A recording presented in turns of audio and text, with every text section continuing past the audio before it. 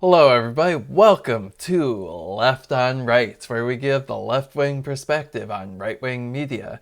Today we are going to talk about the Jubilee debate on Kilmar Abrego Garcia's deportation, and it is going to be brutal. My main goal on this channel is to fairly represent the conservative perspective and give left-wing counter-arguments.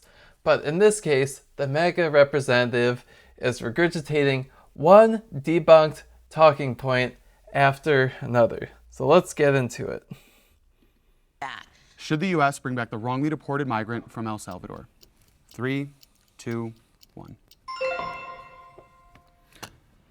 I don't think he should be brought back because two judges had confirmed that he had connections to MS-13.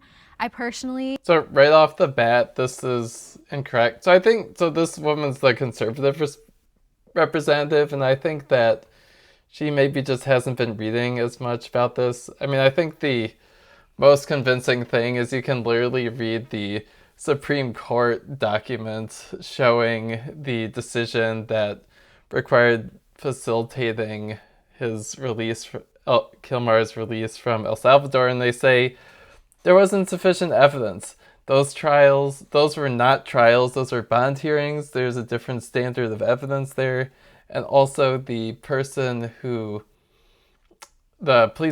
who made the accusation has been found to not be credible. The liberal side also makes this argument in the video, but this is just totally incorrect. It's not been demonstrated by two judges that he had connections to MS-13. So then she just starts talking about how MS-13 is bad, but it's basically irrelevant. I think that MS-13 is abhorrent and morally apprehensible. They hurt children and women. They sex traffic women and children.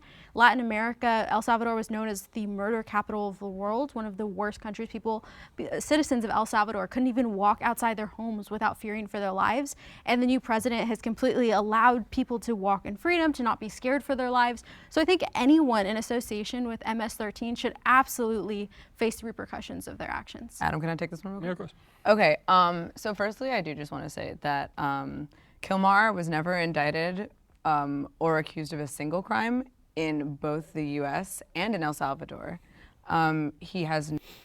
This isn't exactly accurate. So he was accused of being part of MS-13, but he wasn't found to be guilty of that.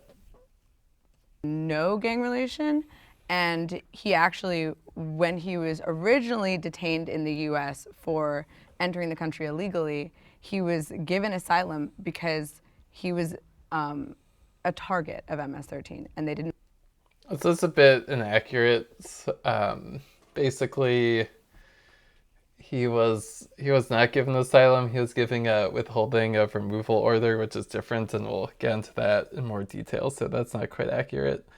But it is true that the withholding of removal order meant that it was found with over 50% probability that he would face violence if he was returned to El Salvador. Not send him back to El Salvador because he was a target of MS-13. I thought you said he didn't commit any crimes. Yeah, he entered the country illegally. Okay, but he was never indicted of a crime. Wait, well, hold on, but do you... I mean, it was a bit of a, she could have used her words more carefully.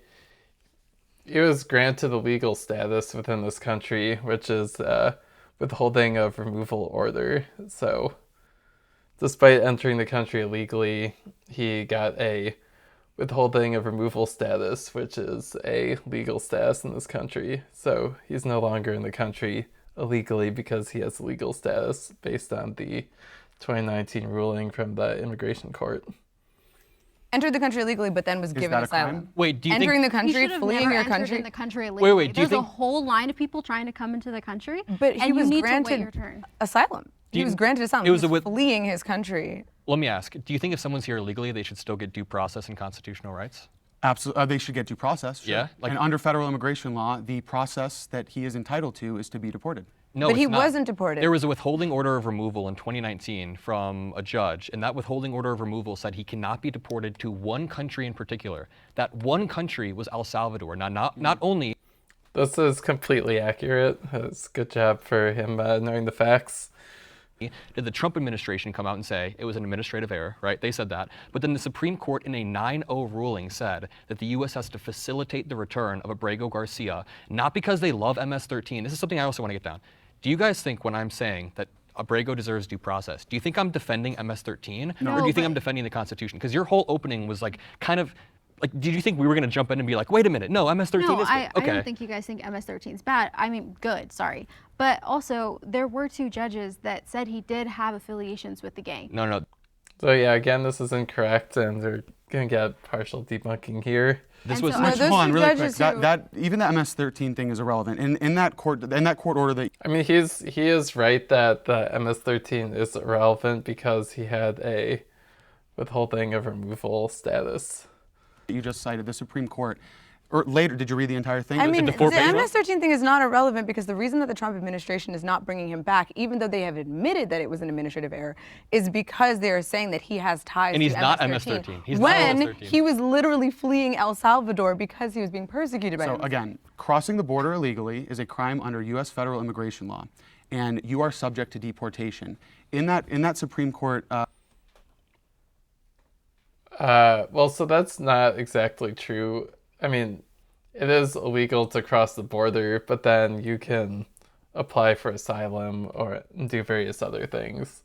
So it's not true that you can't have legal status once you've crossed the border. The 4-page one? In the Supreme Court ruling that you just read, later in it, it said, with due regard to the deference owed by the executive branch conducting foreign affairs, they can't do anything. And so that basically says that the Supreme Court ruled that judges do not have any say over the executive branch's authorities over immigration laws. Immigration judges Secondly, Well, so that, yeah, I mean, that was a bit misleading here. So they're saying the Supreme Court did not rule that the courts don't have any say over the executive branch immigration authority.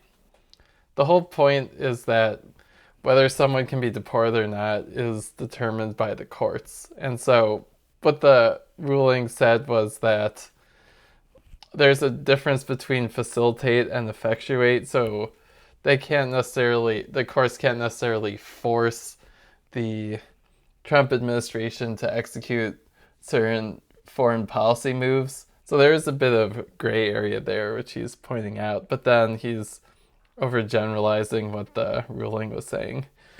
are part of Let the me finish. executive branch. Secondly, Immigration judges are a part of the executive branch. the Supreme Court ruled. Immigration judges are a part of the executive branch. So when the Supreme Court says that judges can't overrule the executive, that immigration judge from 2019 was a part of the executive branch. So your argument is completely moot. So you're saying this judge is acting on behalf of the executive branch? The Yes. immigration judges, are they a part of the judiciary? No, they're a part of the executive branch. So this is the executive branch saying that.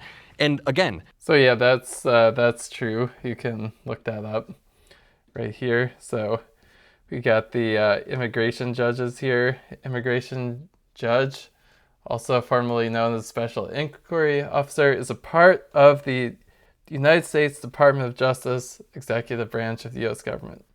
All right, thank you very much. the Supreme Court, you want to like ignore the other 4 pages of that ruling that say you have to facilitate him. It says your rights do not disappear at the border. It says if the U.S. deports you, they still have jurisdiction of where you are, especially if you're in CCOT. It said that you had to facilitate, but they can't do anything to have to make that the El Salvadorian government bring them back. So if they wanted to bring them back to America, the U.S. would have to facilitate it in that event. Now, if he got So that's a bit misleading here. So, I mean, there's a lot of debate over what facilitate means exactly. It's pretty clear that the Trump administration is not trying, and there's a court case that is basically the judiciary is forcing the Trump administration to actually do something. So, you know, this is just a misinterpretation of the ruling here that the Trump administration has been pushing. There's a very aggressive court case going on where the Trump administration is basically doing nothing, and the federal judge who's overseeing the case is saying, you know, what's going on? You are not following this court order, and it's moving through the courts. So this is just a weird argument to be making, but it's basically what the Trump administration is making, and he's just parroting that point. If he got brought to the United States, the withholding order, which by the way, it came out I think yesterday that the withholding order in the last hearing said that he couldn't be deported to Guatemala for some reason. It's always been El Salvador. But let's I'm not sure why he's saying Guatemala. That's just not true. It's definitely El Salvador. pretend that the withholding order from El Salvador was real. It is. Okay, I don't know why he said don't pretend the withholding order is not real. It definitely is real, and that's literally what the Supreme Court ruling says. So I don't know why this guy is making that argument. It's just completely wrong. The Supreme Court said it was real. All right, Please do not rewrite this. If you brought him back, You just cited the he would be Supreme Court. deported immediately because a withholding order and a deportation order are two separate things. He would so not you be. would have to. No. Yes, he. No. The he Supreme is Court subject- said the Supreme Court said that his rights do not disappear at the border, and that he should go through a trial just as anybody else. So the rights disappearing at the border thing is a little bit unclear what he means there. I guess there'll be some more debate on that, but he should go through a trial. Would have been. Also, when you guys want to cite these hearings where he was found to be MS-13, I didn't say these that. were bond trials where a disgraced former cop who was fired that week said that he thinks Abrego Garcia is MS-13, and if that's enough evidence But to it wasn't just So that's basically accurate. the cop. It if wasn't that's just the enough cop, it evidence to was deport two someone, judges. I hope you never have a bond trial where someone makes up some BS about No, you. but it See, wasn't the just a problem. The cop problem with with an saying that accusation. anybody who steps foot over the line that is America and Mexico or whatever the border is, that they get all of the rights that are entitled to American all citizens the under rights. the Constitution. No, but you do. So both sides are basically getting confused on this point, and I mean it's pretty interesting to learn about this component of immigration law. So, as this guy rightly points out, it doesn't make a lot of sense that if you just cross the border illegally, all of a sudden you get a trial and stuff. That's not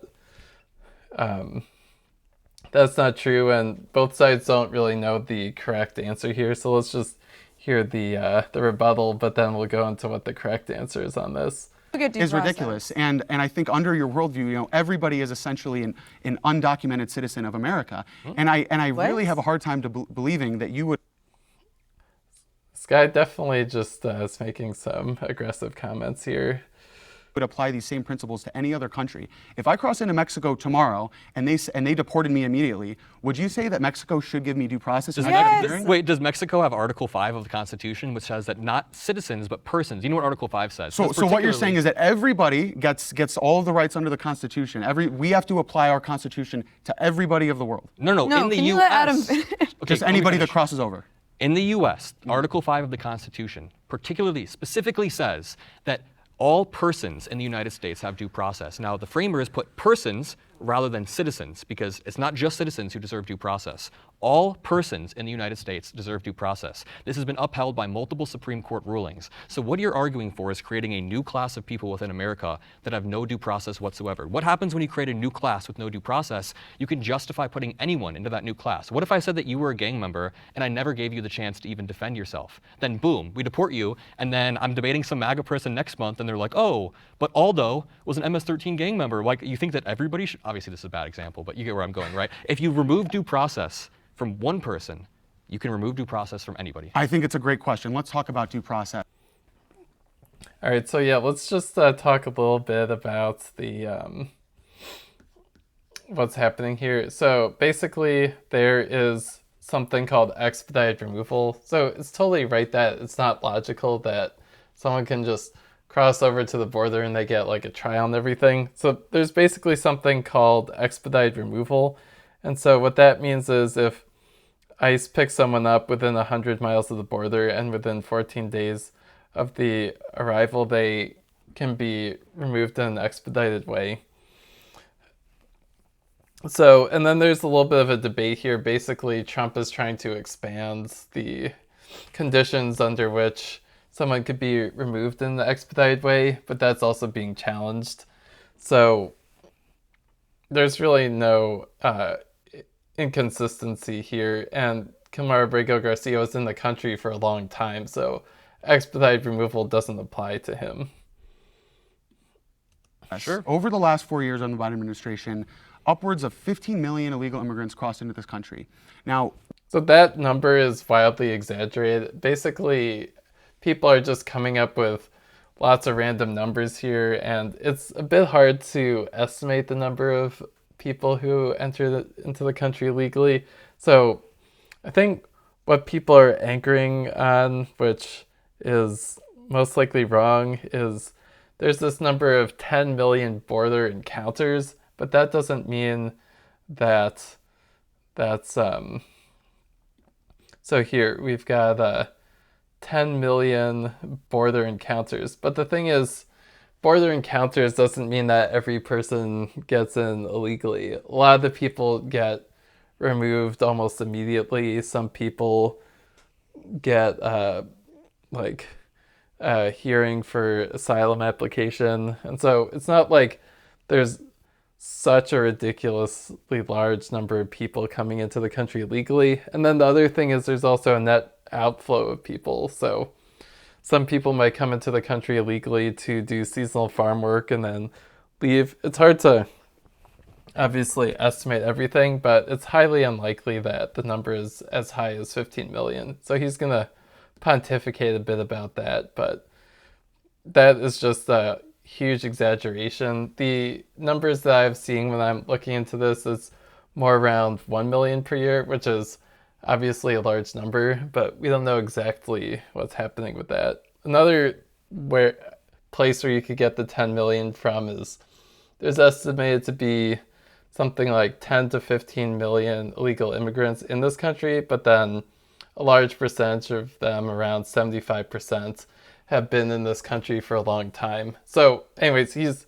pontificating about a 15 million number, but that's just wildly exaggerated based on all the research I've done into this. We have a process of immigration, and there are correct ways to do it, and there are incorrect ways to do it. Now, what you're saying is that those 15 million people, all of them deserve trials, all of them deserve our resources. Not trials. They deserve a hearing, right? I mean, a hearing of some sort, but these can go quickly. So 15 million people deserve trials. Now, we have another amendment in our Constitution, or a hearing. We have another amendment in our Constitution that guarantees the right of citizens to a speedy trial and that due process. And so the problem is when we're saying that everybody that crossed our border the wrong way, and I hope none of you are disputing that, they did it the wrong way. Sure. That we have to now take our resources, which are paid for by the American people and are for the American people, now they have to wait because 15 million people decided overnight that they want to be Americans. That is not fair, and that does not respect the due process of American citizens.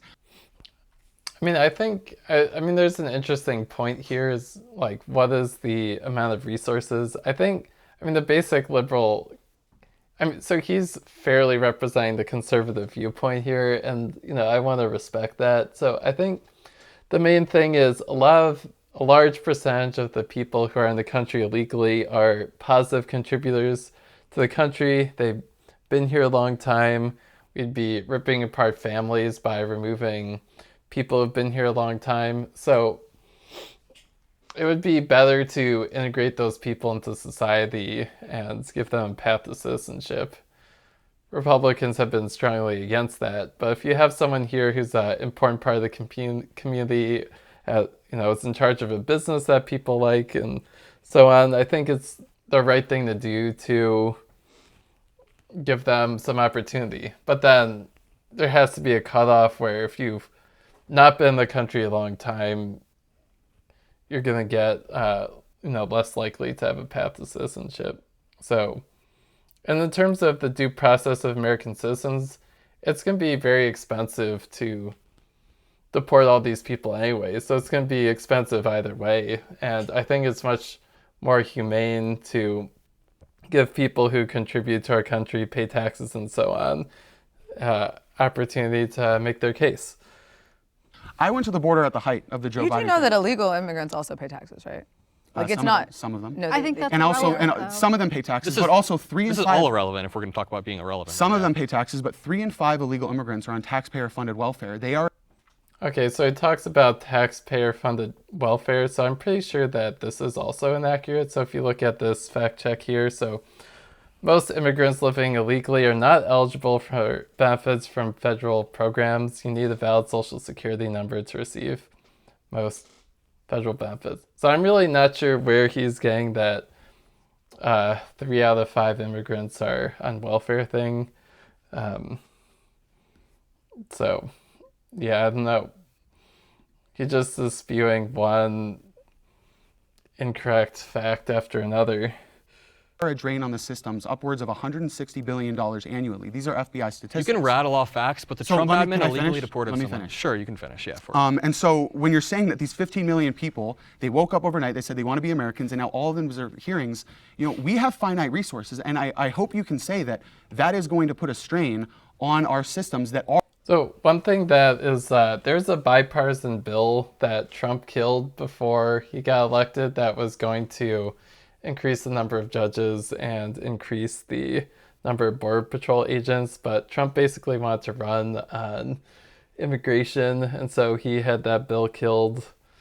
So it's really a bit debatable how serious Trump is about this. I mean, I think he wants to address the problem in the way that maximizes his political support and maximizes the degree to which he can expand his power rather than following the bipartisan solution, which would have allocated some more resources to processing these claims.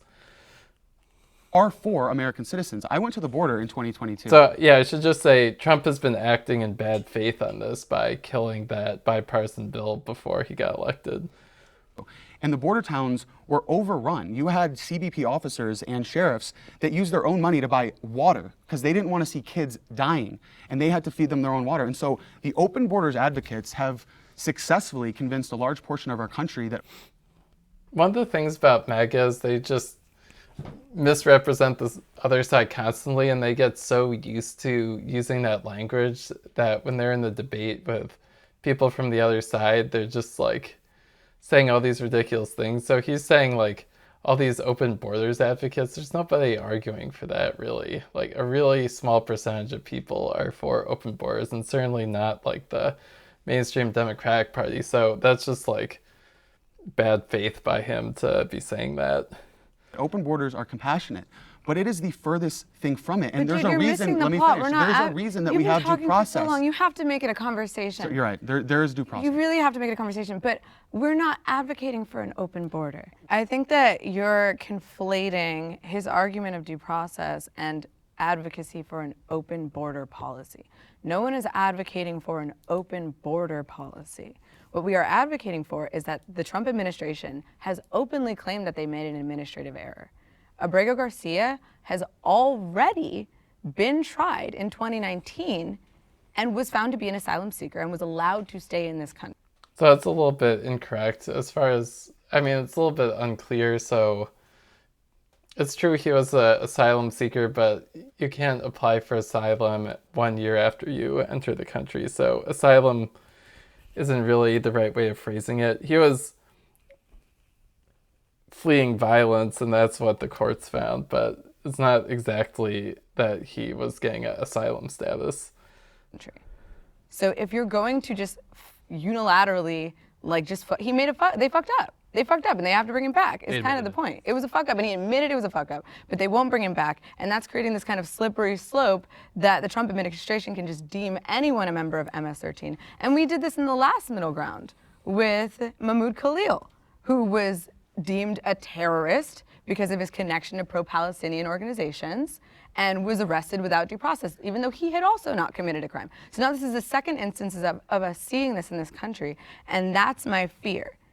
I think, oh, go ahead. I think also, like, the president of El Salvador met with Trump recently, and there was a video that I saw, like, yesterday or, like, this morning, where Trump said, even if we wanted to bring him back, the president of El Salvador said that. I mean, that video was pretty ridiculous. It's basically Trump and the president of El Salvador sitting there smiling. Oh, we can't do anything. Clearly, they could do something if they wanted to. The El Salvador government actually rejected a bunch of people on the plane because they were women.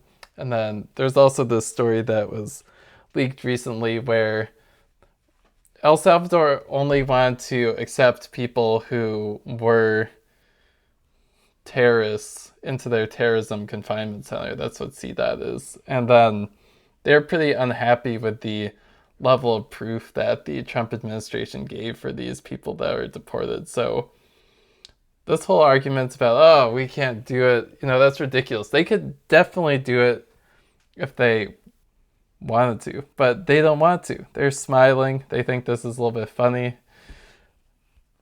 That meeting was gross. I don't know how you could see that meeting and not think it was gross. That he didn't know if he could do that. So now it's in El Salvador's hands as well. So even if the Biden administration screwed up, like it's in El this is the Salvador's. Trump administration. Sorry, yes. Sorry. I mixed that up. Even if the Trump administration screwed up, like it's still up to El Salvador now. Well, that is fair. But we're just talking about right now. Even if the El Salvadorian government will not bring him back, the Trump administration needs to put forth efforts to bring him back, and they have refused to do that. And that's the argument.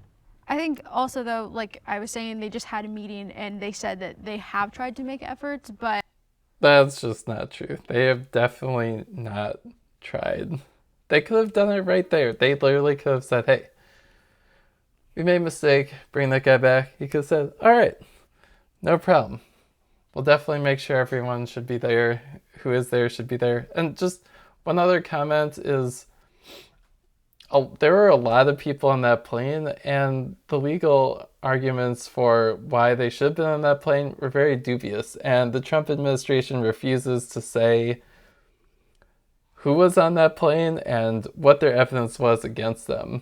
And the New York Times did some pretty amazing reporting trying to track down all the names and, talking to the various lawyers representing those people and so on. And so they were able to patch it together, and they found about 80% of the people there wasn't a clear justification based on what they searched for. Granted, the administration may have more information, but they're refusing to provide it. So basically, with a lot of work trying to investigate what's happening, about 80% of those people, it wasn't clear that there was a real justification for deporting them, that they were terrorists or gang members or whatever. So it's not just this one person, it's a lot of people. This was done sloppily. I think if you're a conservative and you're thinking about, is government good at doing things? A lot of conservatives say government isn't very good at doing things. And this is an example of government being really sloppy and then digging in their heels and saying, nope, we're going to post hoc justify that we were correct and we didn't do anything wrong. And again, No, they didn't. Trump openly said that he was not willing to do that. the president of El Salvador was literally meeting with, it's on Okay, video. so both of them had said that, but right now we're talking about the American government has now claimed that they made an administrative error, has confirmed that this was an error, but has also confirmed that they are not willing to fix this error. How many more errors are we going to see? How many errors do you get in human lives? Well, to be clear, the error was that there was paperwork filed about the withholding order, and the withholding order said that he couldn't go to El Salvador. So what you're The saying, error that hold he on, was wrongfully can I deported finish? to an El Salvadorian prison, that's a huge The error was that they did an illegal Right, deportation. it was 100%. Yes. Well, again, deporting a person that crossed the border illegally is not a mistake. against a withholding is order illegally. of removal. A They said it was withholding an order error. has nothing to do with the deportation order. If it were to There be done, was there a can I finish? deportation order? Yeah, I finished. Was there a deportation order? You Yes, just mentioned that. yes. For Kilmar Abrego Yes. Garcia, there was not. 2019. That was a withholding order of remomal. No, and That's withholding the order. opposite of a deportation. So Han, I have a question. This is pretty ridiculous. I like, he's going to use the phrase inverting reality. It's what this guy's claiming is literally the opposite of what's true. So I'm very confused about what's happening there, but he gets shot down pretty quickly. If he was deported to a country other than El That would have Salvador, been fine. That would have been illegal. you would be fine with that? The administrative error was them being deported. If he got due process, then sure. But the reason that he got deported to El Salvador is because they didn't give him the due process to figure out that there was a withholding order of removal. That's the. I actually entire- appreciate that. So- Would you say the same, Naima? Yes. That's literally what. That's what so we're saying. when you guys pick red for this, you're making the argument that the U.S. government can deport anybody and not bring That them crosses back. the border illegally, yes. No, anybody and not bring them back. No, Anybody. just people that break the law. No. How did they know that this? Number one, anybody. When you create a new class of people with no due process, with Criminals no who ability break for the a law. hearing, no. How do you know they're a criminal if they don't have the ability to defend themselves? But Well, because he came into this country without due process. But That's illegal. He then gained due process, and they had a withholding order, which is why he remained in the country. He was already arrested and detained and given his due process, and it was stated that he is allowed to stay here. So you're actually But he allowed had to been here allowed to legally. claim and seek asylum from outside the country. That's something that you can do, and that's actually. So that's also inaccurate. He was in the country and, proved that he had he demonstrated to the court with above a 50% probability that he would be in serious danger going back to El Salvador. So I'm not sure why he's saying this claim was done from outside the country. That's not true. Actually, the process that He we didn't have on seek the books. asylum. He actually, a withholding order of removal is a few steps above. Right. So that's actually incorrect also. The withholding of removal status is less, less protections than a asylum. So I got a little bit of detail on that. So the basic point there, so withholding of removal is a form of relief. However, this does not provide a path to permanent residence or citizenship. So that's different than asylum, which would give that. However, if you go down here, withholding of removal means you're allowed to work within the country. So you don't have work authorization, but you can get another type of employment authorization that allows you to work in the country. All right, let's go back. That's my point. Is he never actually got asylum? He had a withholding. He got something above asylum. better- It's better than asylum. A withholding So yeah, that's not true. But either way, he had a right to be in this country because of that withholding of removal order. Holding order of removal means you can't be deported to a specific place, and the one specific place he was deported to. So again, when you guys are saying that the Trump admin shouldn't bring them back, there was another Supreme Court ruling. Well, you're asking us to disregard the rule of law, which is under Wait, the no, no, Constitution. I'm not sure why he's saying that. The Supreme Court went through all of this and very clearly states he shouldn't have been deported. I don't know why he's trying to argue where, like, that's what the Supreme Court did. They carefully analyzed all the arguments in this case. They know the laws. They made that decision. I don't know why he's saying that there's suddenly some left-wing people saying you're trying to do something that's legal. The Supreme Court literally ruled on this exactly. no. Constitution. Holy Trump's shit. Under the U.S. administration- Wait, Constitution, holy shit, Title holy 8, shit. Section 1325, I believe, the executive branch has the power to deport immigrants who enter the country illegally. You're asking Well, there's exceptions to that, so he's just being ridiculous here. us to go against the Constitution. Please, please, please. You guys are completely inverting reality. The Trump I don't even think this administration. is you guys. Don't claim her in this. Sorry. She's just been chilling. Sorry, the Trump administration is currently going against a Supreme Court ruling, 9-0, that you read, that said that he has to facilitate. That said executive The powers Trump- have complete control over foreign policy No, that it does includes not. immigration. Immigration judges Yes, are a it part of did. the executive branch. You know that, right? You don't know that. So if I go back just 1 second, you don't know that. You can laugh all you want. But just going You back, didn't read the SCOTUS. I You did not absolutely read it. the Supreme Court It ruling. said that they have, with due It was regard to 4 the pages deference long. owed by the executive branch in carrying out foreign affairs. You are completely inversing reality. Not only is the Trump admin defying a court order, but they defied a withholding order of removal from 2019. So when the Trump admin breaks the law, admits they break the law, and your whole argument is that somehow that he was here illegally, you're placing the onus on Kilmar, dude. Well, can you're saying that the judges are the law. Did the Trump The judge, it's like the Supreme Court is the law. I'm not sure. It's like, I mean, I'm not sure exactly like which judges they're talking about. I mean, this is kind of a weird point. Basically, the way the legal system is, a judge makes a decision, and in certain cases, you can appeal that decision. It goes to a higher court and so on. So basically, if you disagree with the law, your only remedy is to appeal it to a higher court. It's not a valid remedy to just defy the law. That's totally ridiculous. administration, Are judges the law? court orders. Are judges the law? No, court orders need to be upheld by the administration. So Judges you're saying aren't- if a judge rules on something that automatically that the courts have to agree with that, or sorry, that they have to agree That's with how whatever the the I system mean, works, judges man. are like responsible Judges, for yeah. upholding the law. Yes. I'm not sure what he means by they, but yeah, when the judge says something, the government has to follow that or appeal it. Right. So recently there Congress was. defines the law. So wait, do you disagree with the judge in 2019? That's your argument? You disagree with their withholding order of removal?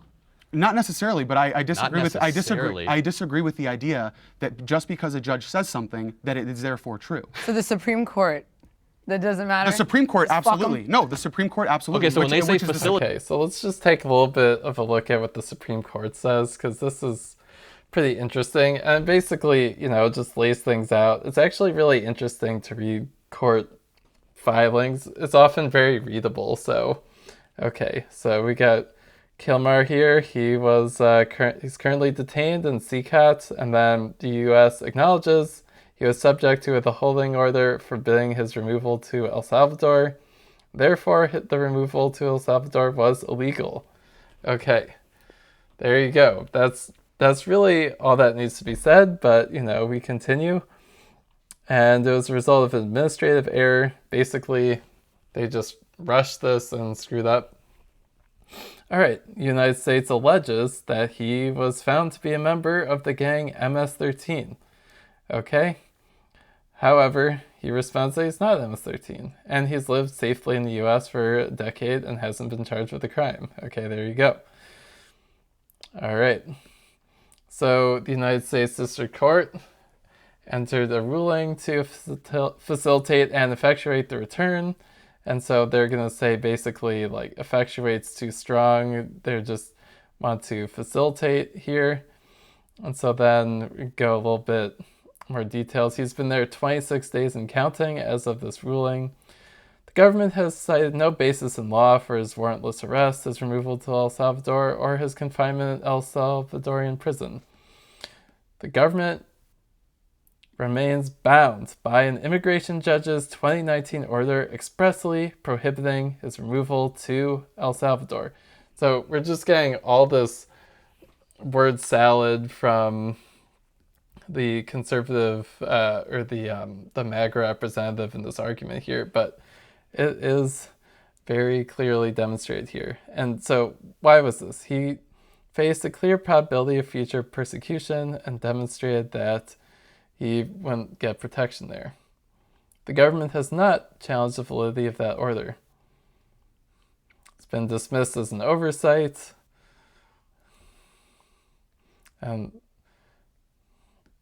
Okay, so anyways, this is a very weird situation here. This MAGA guy is just making all these crazy arguments, saying one wrong thing after another. And I'm just trying to think about, like, just stepping back for a sec, like, what's really happening here.